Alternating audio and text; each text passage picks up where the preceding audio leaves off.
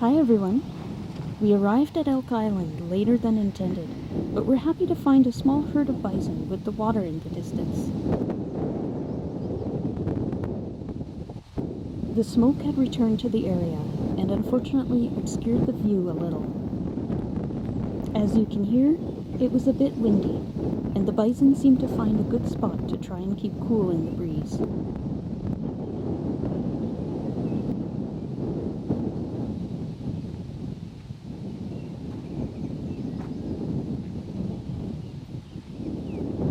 They're also still shedding their winter coats, as can be seen by the one with the long strip of hair.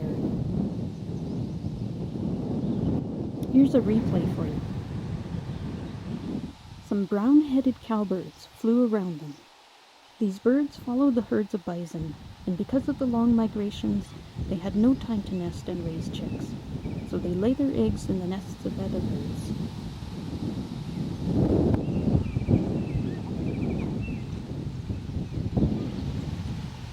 One by one, the members of this small herd lay down, even the big bull in the middle.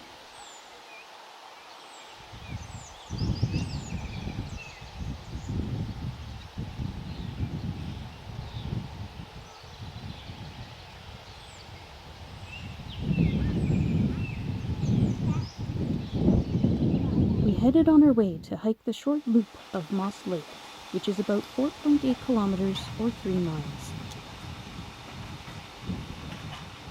Did you see that? I think even the insects are a little confused by the smoke. The bumblebees seem okay though. A parks worker was changing the garbage bags at the bins nearby. Oh no, somebody lost a marshmallow.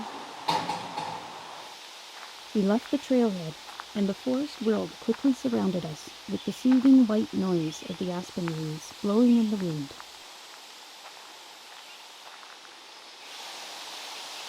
The leaves and branches cast soft shadows in the diffused sunlight.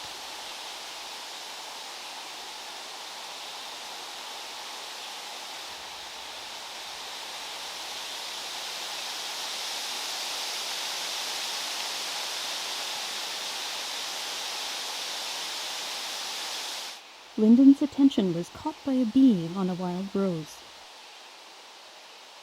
and I took a moment to notice the surroundings. Some horseshoe fungi clung to the trunk of a tree,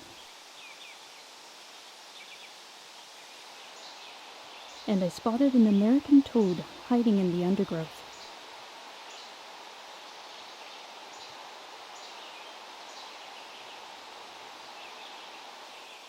A fly enjoyed visiting a bright yellow flower. Don't quote me on it, but I think it's a meadow buttercup. White bunchberry flowers lined the trail as well. A northern crescent butterfly sunbathed on a leaf.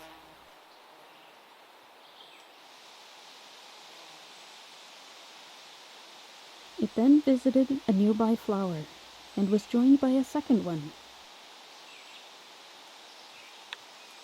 Fortunately, the round flower head gave enough room for both, although they still seemed to jostle about to find room for their wings.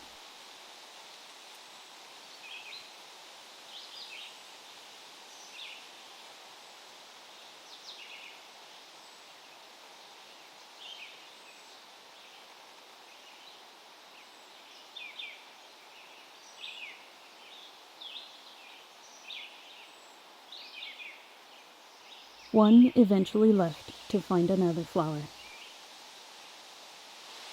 We continued on our way and continued to see more butterflies and insects, including a white admiral with his flashy white stripes on its wings.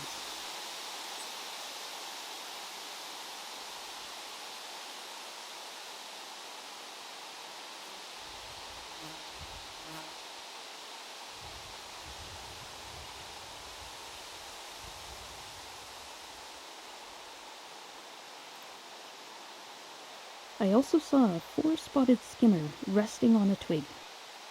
Even when resting, these predatory insects are alert, watching for potential prey or predators. Watch those head movements.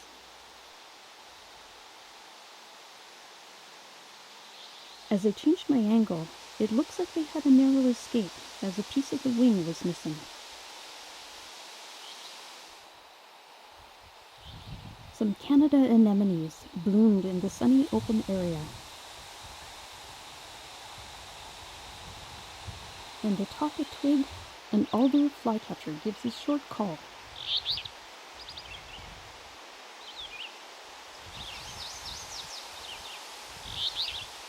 He demonstrates the KISS principle well.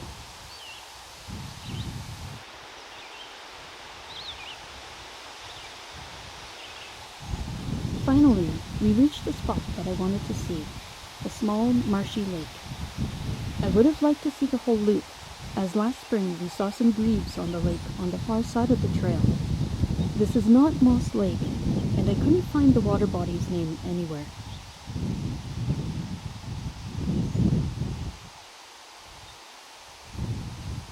In spite of the shorter loop, we were in for a treat, as I spotted something dark out on the water.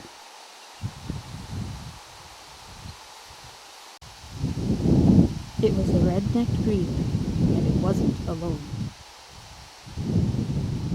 So they might have babies in the back. Yep, there's a baby on the back. We got out our tripods and settled down to watch.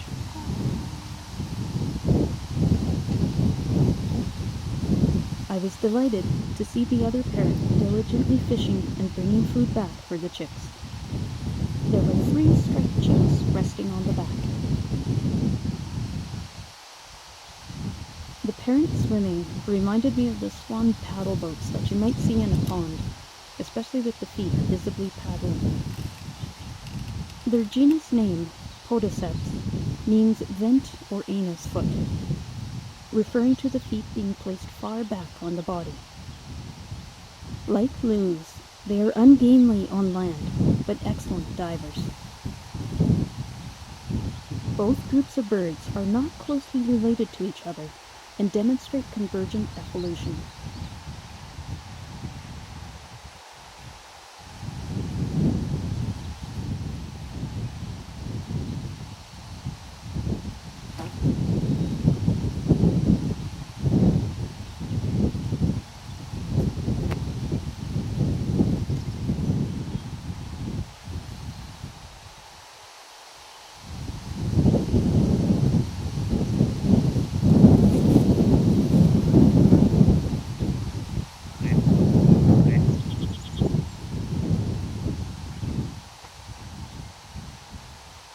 Watch how this one dives. There's no need to jump up and splash.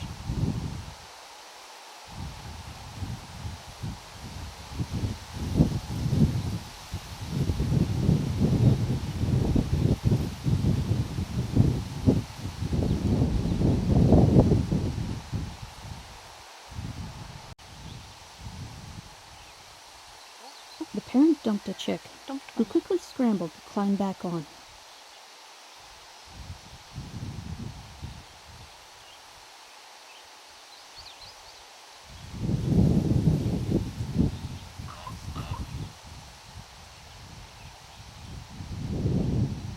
A raven distracted my attention for a while.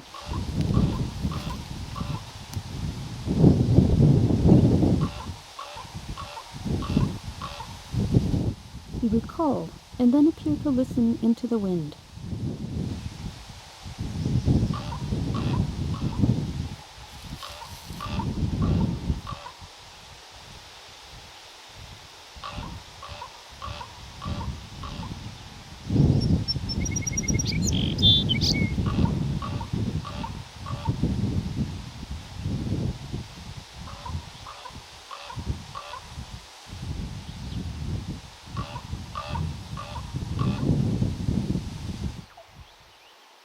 We were in for one more surprise with the grebes.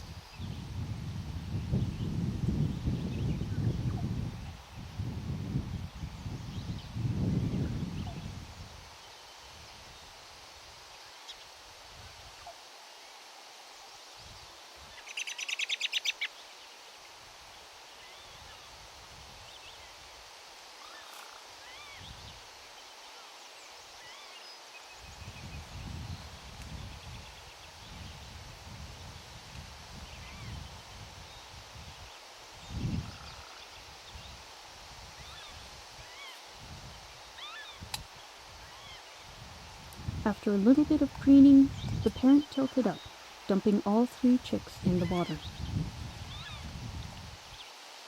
It was time for the parents to switch duties.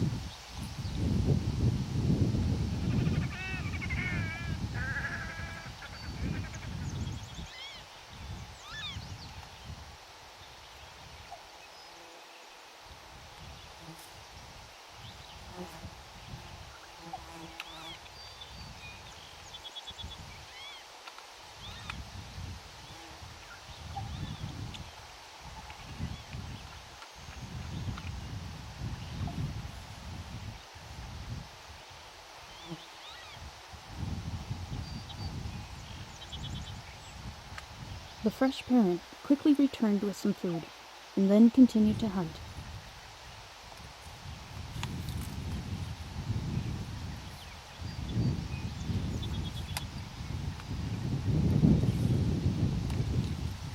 Before we left the area, I spotted a nodding onion blooming along the trail. These are edible plants, and probably why they can be found across much of North America, but are uncommon. A little further along the trail, I spotted 2 bison across the lake. They were also resting in the smoky heat.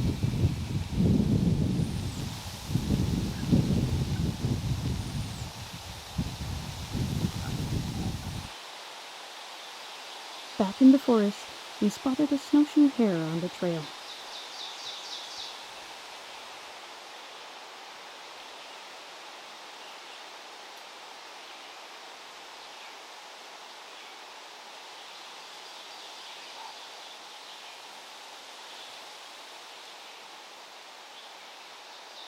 It was hard trying to track his zigzag hopping as he moved from side to side of the trail.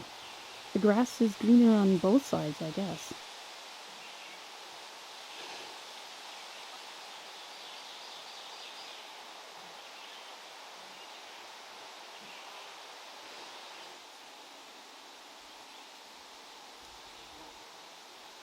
As always, thanks for watching.